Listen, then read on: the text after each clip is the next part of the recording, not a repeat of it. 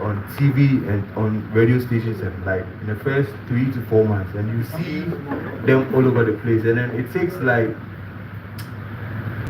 all the interest out of it because you see all of them in just like a short time, and then you don't get time to grow with them. So when we like sort of became or go viral, we stayed away from interviews and TV and all that all together for the first couple of months, and it wasn't easy because like everybody wanted to know why we do that because it's not normal.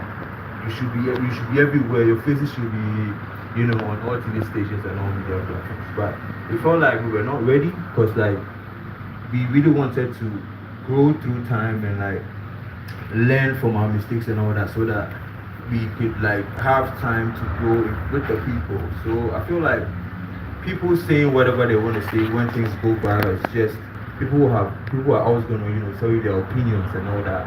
But you have to know what you're doing and why you're doing it and why it is you that is doing it and not everybody else. So I feel like all those things that came were just motivating us rather than letting us down because like we wanted to be different. So everything that came with it was like expected. So we didn't really you know let it get over us. But looking back, it's been really good because like now we have been able to do a lot. And even when you're on radio and TV, people are asking you things that they have seen you do and not what they are not asking you what are you going to be doing in the next 5 years or whatever. You have seen us do it, so now it's like it's a different conversation. So I think like people saying whatever they want to say, it's just them or knowing that they care or they want to know more about what you're doing. So you have to keep doing what you're doing because like the moment you stop, then you have lost. They have not lost anything. They are just asking questions or being whatever. But the moment you stop, you have lost. So I think whatever people say is just their peace of mind. And if you believe in what you're doing and if you know what you're doing, there's no reason to like just let what people say or do get to you so much. Yeah. Thank you.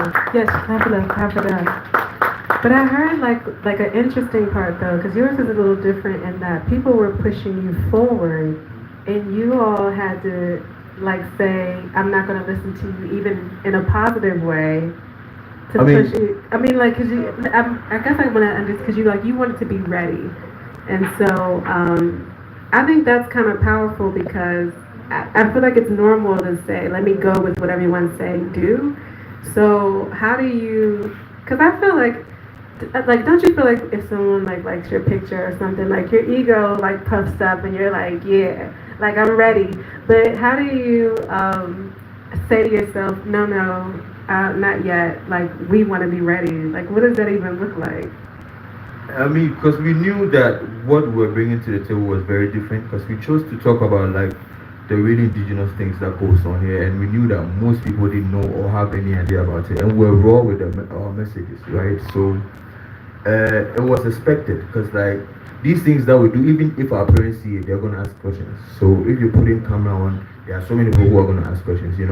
So what people were saying was their idea of what moving forward was.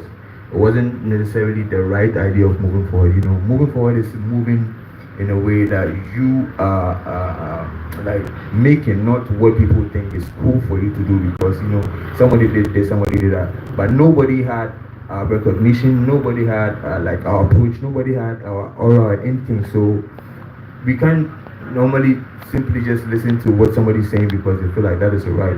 Nobody has done this before, so you can't tell me it's right. The people that did that were not in Ghana, and we had time to look at all those people because like coming out with like 10 to 15 artists like at the go is never. I don't know if like if I'm right or if it's fast, but I don't think it's ever been done in Ghana. In the history of Ghana, like 10 musicians coming out together, 15 musicians coming out together. So we just had to know that whatever we're doing is different. Like right from the jump, everything we're doing is different. So like whatever people said or did or whatever was just a motivation. Because if you're doing something different, people are going to say stuff. If people are not saying anything, it means you're doing a normal thing. So yeah, so everything that came out was just motivating us to do more and more and more. Because and we live together. I think that was one thing that helped too because we live together and then anything that would go on, we just talk about it and laugh. At the end of the day, it was just regular. And then at the end of the day, we could like go through it together and then not be under any pressure because like we knew what we were about and like we stayed together even way before we went viral. So we knew who we wanted to be. So anything that came was just part of the process. Yeah. Yeah, I like that because it's like not only do you have to define your own vision, but also define what success is for your Yeah. vision. Yeah. Like you can't let anyone else tell you like what True. your goal is. True. So I like that's yeah, True. very cool. Yeah. Not to cut you off, one more thing, because when Virgil put us first, a lot of people didn't know Virgil, who he was. So from the time we had to, try and move around for people to know who Virgil was and how impactful he was like a lot of lessons for us. So when we got to where now everybody is now coming to the table because now they know who Virgil is, like we're not surprised because like if like they knew who he was from the beginning, then we would understand. But they didn't know, and like it took us a couple of months before they came to know. So like those months kept us like prepared for what was like meant to come. Yeah. Nice. You guys okay? Okay, cool. Dr. Samuel, are they okay? A lot of them look a bit tired. Yes, but there's a lot of smiles, so. Yeah, but we could shake it up a little bit. Hey. Yeah, so please get on your feet. Wow. You've sat for a while. Your energies have settled. Right. So what we're going to do is that we just want to move. Movement produces a lot of dopamine in our minds and then it increases our energy level and our happiness level, alright? So make sure you are not crashing into anybody, alright? And then just wiggle like that. You've never done, some people have never done that in public before, so wiggle. Including the one taking the pictures. You are part of the whole thing. Most of the time you see the cameraman, especially when they show churches, everybody is following the cameraman the standard. You can't do that here. So just wiggle, just wiggle. Feel your muscles and your bones moving. No, some people are not. Isn't that yeah. The flexibility is stuck. Yeah. Just wiggle. Yes. Just wiggle. Do it any way you want. Yes. Some are dancing and everything. Yes. Just wiggle. Me too.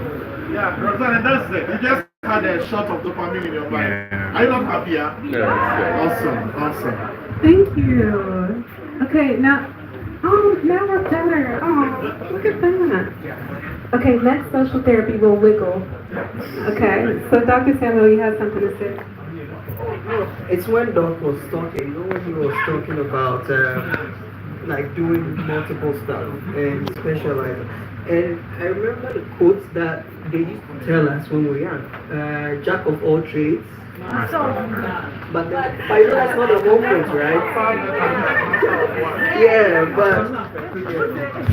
But the actual quote is Jack of all trades, master of none, though sometimes better than master of one.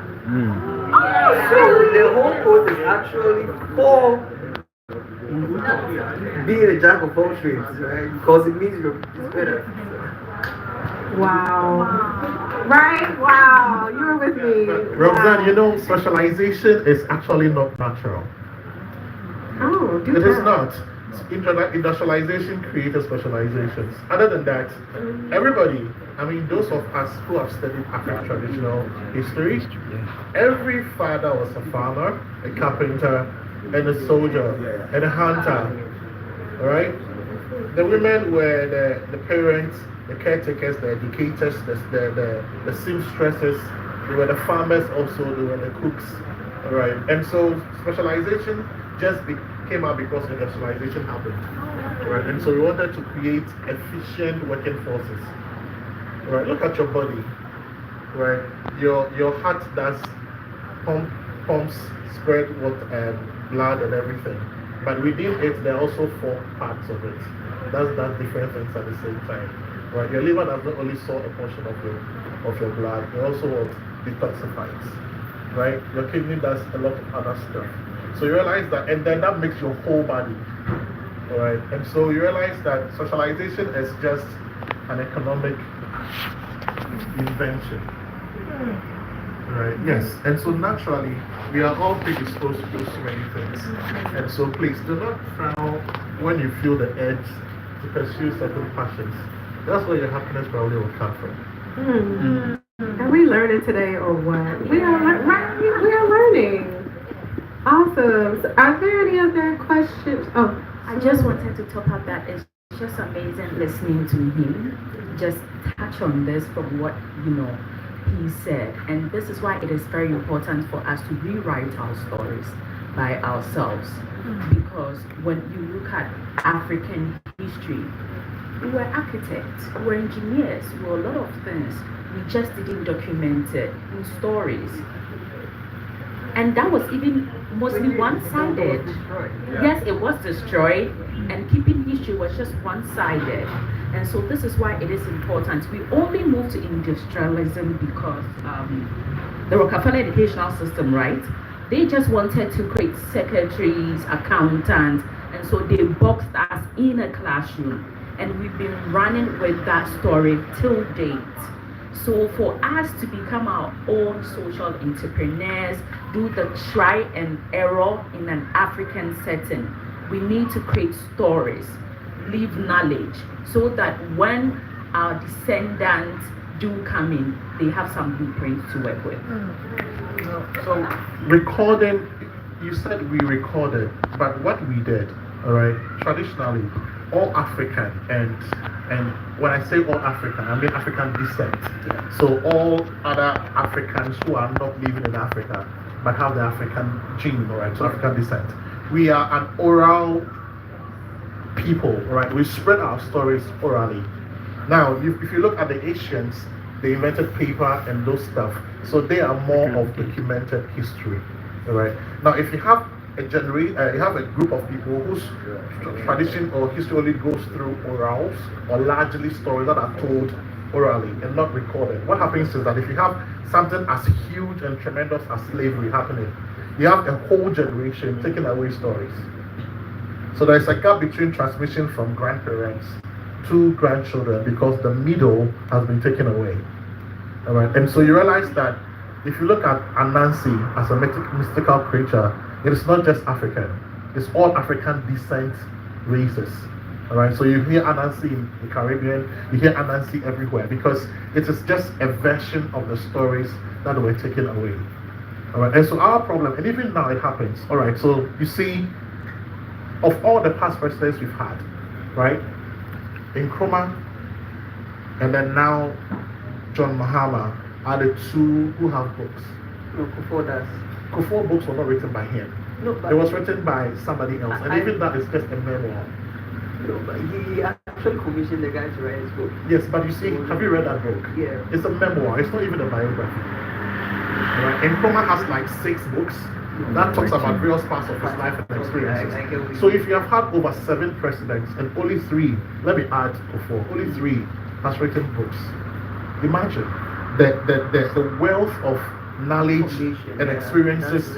Yes, we have this parliamentarian, and I think, what is his name? I don't know. I've forgotten his name. Is it something Mensa? Yes. You know, he never wrote a book.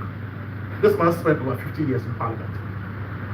So imagine the kind of wealth or treasure a book by such a person could be for all new MPs, right? The former majority leader, he has never written a book, right? The current Speaker of Parliament, no book, right? Cecil Atukwe, he died without any book. One of the most famous coaches. That's what we are doing even now. Yeah. Right? You find 21-year-old Americans writing biographies. And we have 70-year-old Africans who have wealth of knowledge and they don't document everything. Because that's who the kind of people we are. We only tell stories, we don't write it. So for us, what we can do to change that is encourage people to write.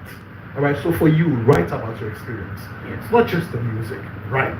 leave a document that can be put down so that in 5-10 years, if another group of Kumasi people want to also start a movement, they can read from you, so that we don't have to keep going from like we have to keep always starting fresh. All right, for you, for instance, look, you are spearheading telemedicine. Write about it. Roxanne, you started something fantastic. All right, so this is my charge to you. Yes, write about social therapy. It doesn't matter. Write about social therapy. It's important. Those of you who came from other places and you came to Ghana, you've been here for 5 years, 2 years, 3 years. Write about your experience. Right? Let people know what it feels like to be amongst people who look like you. Right? So that they can read about it. Other than that, you have people with wealth of knowledge and information leaving, and we have to keep inventing new stuff. Now people go to parliament and they have to be taught how to conduct themselves. When we have pioneers, and so that is what I'll leave you with. So not to cut you short, Doc. I accept like 100%. We don't have the culture of writing, and so even when you were talking about pricing and chatting a new part of like this is what came to my mind is write about like either you document something, because in the end, if new people want to also start the path, at least there's a frame of reference so that I know that's how she went about how she did her pricing. So, and as you are going by it, you generate new stuff. You begin to bring out you bring out your own metrics. So even for me, how we were building the app, there are things that have never been done in being an app when how apps are built. But because of we created our own new stuff and it worked for us. So how document it but I would just want to disagree a little bit with you on the history of Africa, right? And about the fact that we're not writing. I don't think it's true. Literacy started in Africa. Yeah. When you go to the Egyptian pyramids, Paper making everything was documented inside those pyramids. We have scrolls. Now, hold on. So when you go to there's an African American museum in DC. I don't know if any one of you have been there. And when you go there, they really talk about the history of like the slavery and what they did. I mean, if you're Christian, you read about the Babylonians, right? Yeah. And their method. And that's what everyone did. So we talk about Shadrach, Meshach, Abednego, right? In the Bible. But those were not their names. Those were Babylonian names. And the only reason why we even got to know the guy called Daniel was called, that Daniel was not his Babylonian name, he was called Hananiah. Yeah. That was his Babylonian name. Because he wrote his story, he brought his name, his Jewish name, and wrote Daniel. When you read the history of Babylon, there's nothing like Daniel. What they have is Hananiah. And that was the method. So they come, they take over you, they burn everything, your history. They burn they destroy your temples, your artifacts, they burn it. Then they even give you names. So by 200, 300 years, there is no trace of, and that's what they did in Africa. There was a slave that was captured around Mali, and he wrote a memoir, a slave. And in his memoir, he said that at the times they were captured, Africa our society was so much developed that we even had universities.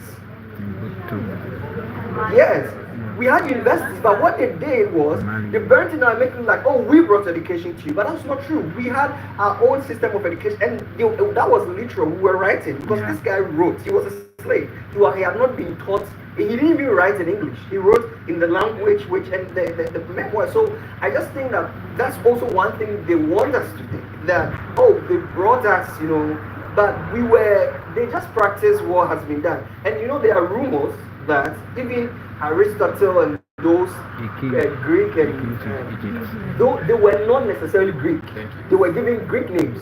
Most of them were Africans who were taken there, were giving Greek names. And the history was written because their Greek names were Aristotle. That's what, so you might think they were there. So I just want us to think. So look, Samuel, I understand you completely. So maybe I need to clarify what I meant. Yeah. So Aesop. Have you heard about Aesop fables? Aesop was actually an African slave, right? Now, I didn't say that we didn't have education or we didn't write, right? I said that we didn't transmit our history in a written form, right? Because most of the architectural or archaeological discoveries, even the Rosetta Stone, right, Babylonian language, were found on tablets, right? These are clay tablets or on the walls of caves, right? So we wrote on stuff. They were not easy to carry, right? And that is why what I was saying. But in Asia, they developed papyrus and then bamboo scrolls. We had it. These were things, if they moved, they could carry it along. So you realize that for African civilizations, when the place is conquered and destroyed, we lost our history because we couldn't carry it from the tablets and all those spaces. We also carved it on stones, and if they take away your images and all those things in the British Museum, that is your history, right? Now, if you look at the history of the people we call Jews now, right? They were persecuted across Europe all this while. The reason why they have been able to maintain their history is that they wrote a lot and then they carried that thing across wherever they moved, right? So my statement was that we don't transmit our history in ways that can be exactly Muslim. So it's more of oral. Now, if you have a whole generation, so my grandfather tells me stories. I'm supposed to tell my children stories. If I'm taken away, right, now who tells my children those stories? They have to now start creating their own. And so you realize that most of the history that is there has been influenced by the person who is telling the story now. So of course, if the lion does not have any historian, the story is always going to glorify the hunter. All right, and so that is the problem. So what I have been saying is that let us, now that we have systems that can document our history in ways we can be sure they are accurate and correct, let us do it. It doesn't come naturally to us. Yeah, it doesn't come naturally to us, right? I mean, most of us don't even think about, oh, okay, the experiences I've had, let me write a book. No, most of us don't do that. But it should be part of us. That's what I'm saying. And so, yes, I think we agree on more things than we disagree. I wanted to get to Barbek and then... Can I say something for you? Okay, sure. So, I think a whole talk or whole show should be based on this. Yeah, I like that aspect a lot. And then let me add something little to it before maybe probably sometime we think about that. So, what I think when it comes into documentation or even a written history, it's not only about let's say ink on paper. It falls into so many ways. Music, dance, food, you know, what do you call it? I won't say sculpture, like art. You know, so we can't use someone's understanding about what do you call it, a documented aspect of people's what do you call it, history, based on your, let's say, your available tools. Let's say when you only have clay and then let's say charcoal available to you as the best tool. It doesn't mean that when let's say when I visit a different space and they have let's say what do you call it, a paintbrush and probably acrylic, they're writing in that form doesn't qualify them to be what, documenting their history. So all these things, like it's a whole big thing altogether. Like some of us has done a little bit of research into that, and we've done works or let's say artworks, what do you call it, trying to touch on all these. So I think for the best and all for all of us to also happen to, let's say, miss again, we should try and deal with such aspect. And then for the idea of even a written material, whether pen or let's say ink on paper, we had it. Being papyrus, like let's say, or paper, first developed in Africa, Egypt. And then equally also for the imperialists to have domination and control over your what do you call it, your culture and even your way of thinking. The first thing is it destroys your language and the core interior part of your culture, which is your written and or let's say documented aspect. That's why we have almost all of our sculptures or our artworks taken away, because they all had forms of written, not even just images, written stuff on them. So when you can make what do you call it, a link between what you already had, that means you never had it. So as part of the imperialist ideas, when we come, before we conquer or before we take total dominion, your forms of what do you call it, history or written aspect of your life or however that you did document, we destroy. So the old Asante Palace or the Ashanti Kingdom Palace. They had even what do you call it, glasses and mirrors, but we are made to believe that it was brought before what do you call it, the imperialists brought them for us to have a feel of what those things were. So we had all these things, but it was burned and destroyed, which I happen to have archives of such stuff. And before, let's say, we were made to believe we can't, we're writing, we're doing this and all that. Even that cloth had symbols, or let's say, had what do you call the writings and documented aspect of how we, how. So I think we should do it at some time, right? Yeah. Thanks. We need to understand the difference between recording and transmitting. All right. The statement I made in essence was that we naturally, like, we will have the fireplace, we sit around, and then we will tell stories. The hunters will tell their experiences in the hunt, and they'll talk about the history and culture and everything. My concern is that if we continue to still stick with how we tell these stories, all right, we might not be able to capture entirely for future generations the things that we need to have, the accuracy of it in the sense of how it's well documented and all. So my call has consistently been that if we want to create this legacy, we need to have transmission of these histories in ways that can be carried across regardless of wherever we find ourselves. The more you have copies of something, the harder it is to be destroyed. All right? The more you have copies of something, the harder it is to be destroyed. And if you look at the historical antecedents of most of the races that did not have slavery, they were spread across so many people. You realize that you will find this person coming from here, bringing the same set, and they corroborate and like, okay, this is the actual true representation. And so if we have a lot more of this recorded history, our experiences and everything, in the next 20, 30 years, 40, 50 years, when we are old people by God's grace, and we are still alive, we can probably meet here again, and then we will have our great-grandchildren saying, oh, okay, so this is how Comerica started, right? These are the pictures and the songs, and I have a copy. I can see it. This is it. Right? So nobody can tell them it was invented by somebody who came here from somewhere. I don't know, you get my point? Yeah. Yes. So, just to top up, I have a first-hand experience with this, and I only found out 2 years ago. But my great-grandfather was the one who wrote the history of Elmina. And I was raised in the house that he was born and raised in. So when I found out, I was like, I need to have this in my domain. When I did the search, we didn't have any book of it in Africa, but it was in Yale, Cambridge, all the Ivy League schools. So I went to the British Library, and unfortunately, last 2 years was 70 years. When you have a written script and it's 70 years, it becomes a public domain. Yeah. So I couldn't claim it. So I was sitting on a gold mine, but the transmission wasn't there.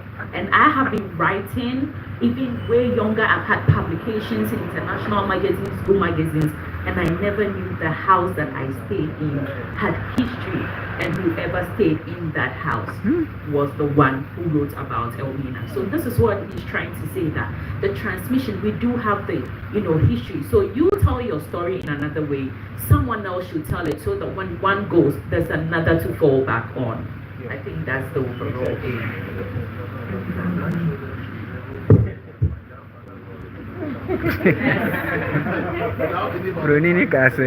Yeah, actually, I have some of that written now. When we started, we had to write like a whole thesis to the palace for them to agree on what we are doing before we could do it.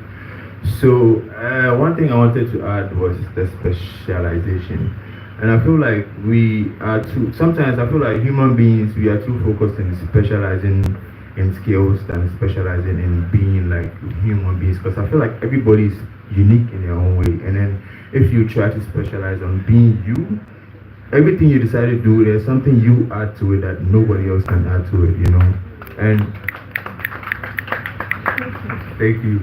So I learned a lot from a guy named Rick Rubin, and Rick Rubin has mastered so many amazing music in the world. And when I got to know that he has never ever touched a keyboard or touched any mixer personally, I was blown away, because it's just him knowing his taste and what it means. So he's just gonna sit at the back of the room and tell you to bring this down put this up, whatever. And then he has won so many Grammys with just doing that. So I feel like specializing on who we are as people, whatever or whichever field we find ourselves in, there's something that we're going to bring to the table that nobody else can, bring to the table. And one thing I would like to add about, like ways that we're going to like transmit our history. And your man was talking about movies and films and all that, and I really agree with that because like, why would a kid in Ghana be afraid of Mama Water, but would love to watch The Little Mermaid from Disney? There's not a single movie from Panoche. There's so many beautiful things. And one thing that was like made the Comerica movement and the Asaka music like you really stand out was us, finding new ways to talk about or use like old languages and like old approaches because we didn't even know that Asaka there's like I don't know, there's a kingdom which is called Asaka, and apparently what they do is like when like the Ashanti warriors were going to war, they were the people that sang the moral songs. So there's an Asaka king there, and then they didn't even know that we do Asaka, and we didn't know there was like a kingdom for Asaka and all that. So there's so many things that I feel like we haven't found modern ways to tell our stories. And I feel like there's a Superman movie from 1972 and there's a Superman movie from 2023. You get what I'm saying? It's the same man flying. You get what I'm saying? Yeah, same costume, same colors and everything, but it's just them. Yeah, just them being able to like, tell the story to fit whichever year or whichever, era it is in, because we have left so many of our stories, and like, I think it got to a point where we were, I won't say afraid, but we're shy to, be African and all that. And it has been one thing that really bothered me, and what I realized is when you specialize on self, you realize that everything that everything that is about you is really unique, and like if you can come together with people who are of like mind, you can develop it the time and era that you find yourselves in. So I feel like specializing should not be limited to just skills, but as individuals, specialize, uniqueness. So I'm gonna wrap it up soon, just so you guys have a chance to talk amongst each other, like meet who you want to meet and exchange information if you need to exchange information. Are there any final burning questions from you all? One here. It's not a question as such, but I just wanted to say thank you very much. I'm incredibly inspired in a way I didn't think I would be inspired, because I came here as a healer, but in my past I was a filmmaker, and you said a Konfanoche, and I actually have a full Konfanoche script. It's been to Cannes trying to raise money, and it broke my heart because it was so difficult, and I lost over £50,000 trying to make the film. But sitting here today, I suddenly realised we actually have a finished book sitting on a hard drive. We actually have all the artwork sitting on a hard drive, and now technology has so moved on, I can actually make the animation in AI. I don't actually need any artists. So my mind is actually a bit blown right now because the whole project has come together. So thank you very much. I had no idea this was going to happen today. So really, thank you. For all the artists in the room, it's okay. It's okay. Your work is appreciated. AI will not take over. Yeah, I mean, AI is beautiful and amazing, but you have to be really specific when you're talking to AI, because for AI to give you a result, you need to be really specific on how you want it to come out. Yeah, definitely. We've had an edited statement. Any last burning questions or statements? Yes, Roxanne, I see why you call it social therapy, because I feel like I had therapy today, so thank all of you. I think I haven't cried in like 2 years, so I'm gonna give it a try. So, you guys covered a lot of things that really motivated me, having to deal with naysayers and, you're such go-getters. I was wondering about procrastination.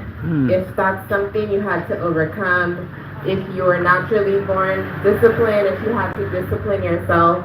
And I know you said you're not on the panel, but I feel like I want to hear more about your story and everything as well. If you don't want to do it, Team America, you've organized all this and, you've talked about it, but to see it put together and how great of a host you are, I'm just really proud and intrigued to know more about how you got here as well.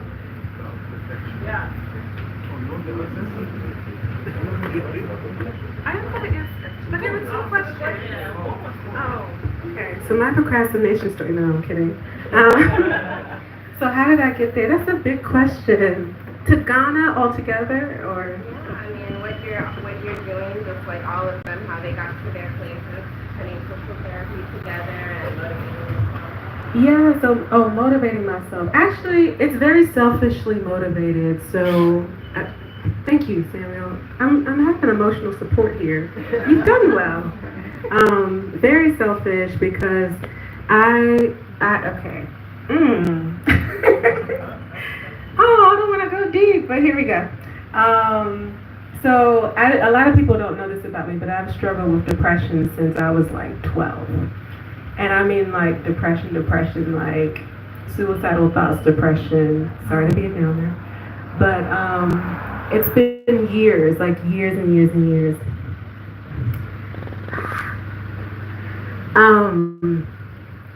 So it's been very, very important to me in terms of like keeping my mind sane over the years to always have inspiration around me. So when I have people come, I'm very, very grateful because even though I don't know you, I'm at Broadbank today. And I'm really, really grateful because my putting things together like this, when I say I like to help people, it's really because I've always had to help myself first and encourage myself first, so that I don't have horrible thoughts. And so I'm okay today, just for the record, but for years I had suicidal thoughts, and the only reason I didn't do anything about it is because I couldn't get a clear answer as a Christian on whether you go to hell or not. So I was like, if we can't go to, I'm not sure if I'm going to go to heaven, so I'm not going to try it. Yeah, right? That's you're really good as a support human. So I was like, let's hold off on that, but it's just like, my biggest challenge has always been my mind. And so in order to do that, I've had to put in habits every single day to keep my mind up. And then I was actually put in a situation where I had to choose life. I thought I didn't care about my life for a long time, so I would be a little bit reckless. And I thought, oh, I don't care, whatever, and whatever you need. Like when people come to me, I'm just kind of like, what do you want? Because I just felt like, oh, everyone's selfish. You want what you want. That's what I felt. Until I got in a relationship where someone actually punched me in the face and was very abusive to me. And I realized, oh wait, I want to live. So I got out of that relationship, and getting out of that, I decided, Broadbank, I wanted to be all of the human that I am and express that in every way. So I've always been into art. I've been into so I was like, I'm going to do everything I'm interested in. I'm going to be a generalist. And part of doing that is that I don't actually fit in anywhere because I aim to have conversations with those people. So when I say I'm grateful for you coming, it's not because, when I say I'm not building a brand, I really am not. I'm grateful for you coming because I need to hear your stories. Like I need to keep being reminded that there are other brave people out there. Avatar, not the comic, the movie, the ones that happen on some distant planet and stuff like that. They have a greeting, and it says, "I see you." All right, the "I see you" statement is not physically. Like I see you. I see your presence. I see your spirit. All right. So I want to tell you, I see you. And I'll tell you how I got into mental health. So before we go, let me tell you that story. I had a friend who battled with depression also, and she passed away in 2016. It wasn't because of that, but I had just completed school and I felt that I had a certain level of medical knowledge. But I have a friend who was struggling with depression, and I realized that I had medical knowledge but was absolutely illiterate when it came to mental health. So for me, every single time I talk to somebody, every single time I find a client, it is me making plans. Wow. All right. And so I understand you, and that's why I said I see you. All right. And so procrastination, we think it's a character flaw. It's not. It's a mental health challenge. And the thing is that, so when I say mental health, I don't mean it's a psychosis, right? It stems from two things, right? Anxiety and perfectionism. Those are the motivations of procrastination, right? So if you are either on that side or on that side, you are worried that what you're going to do is not good enough, or you're worried that you're not going to get it as well as you think it should, and so you put it off. Right? You just need to decide that I'm going to do it, regardless of whatever happens. Right? That is how you break procrastination. So you decide that, look, it doesn't matter how anxious I am. It doesn't matter how much I want it to be. I was telling Viviana that when you're writing a book, right? Look, if you don't get to a point and decide that, look, I'm going to let this go, there's always a chance to revise it. You will never launch. All right? And so that's what you should use. Like, look, release it. Let the people you are transmitting to give you feedback and work on it. Other than that, you will never start. And so this goes to you too. All right. And so start. Just start. All right. And Viviana will tell you consistency. Just be there every day. Just yes. And look, who has the right to decide that the quality of your product is not up to their standard? Who has that right? Yourself. All right, so basically, the music you did, right? Whose standards was it compared to? And so it's perfect. In whatever form it came out. And so yes, and so please, look, don't be worried about people's people will talk. Look, let them talk. All right. There have never been a statue put up for a critic before, ever. All right, so here, do you. I like your laughter. Okay, so just to add a bit to Doc, procrastination is one of the things I interestingly, I'm also very interested in like mental health stuff and specifically addiction. So I was just trying to understand the science behind, because usually we talk to addicts and they know that what they're doing is bad, but like why do they still go back to it? And I was trying to get it, and so I learned a little bit about procrastination. Doc said it on anxiety and perfection, but there's also a third part. That's it, and I place myself in that position. There is a third part. That's who you are. So who you are as in when I'm going to write an essay or I'm going to do any work. When I first hear it, there's always like inertia in terms of like writing. Apparently, there's a science behind it. Whilst you are doing that, your brain is putting the pieces together. There's a science behind it. So whilst you are thinking about how can this be, because it's a thought that you're worried about, your brain unconsciously start picking up information from your memory, from things you're seeing, to the point where when it's just close to do it, then it expresses itself. So procrastination can also be, because we are all different people, but people have to I have to savor, especially when I'm come to do something creative.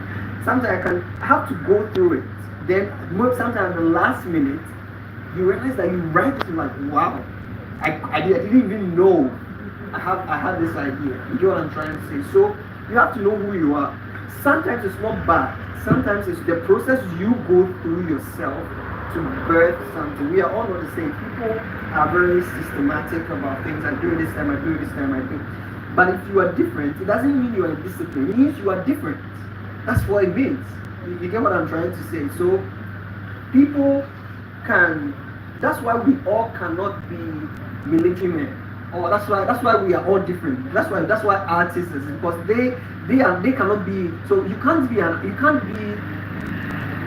bring artists, the mentality of artists in surgery. You kill people. In surgery, it's strict protocol. You can't I think on someone's heart. That's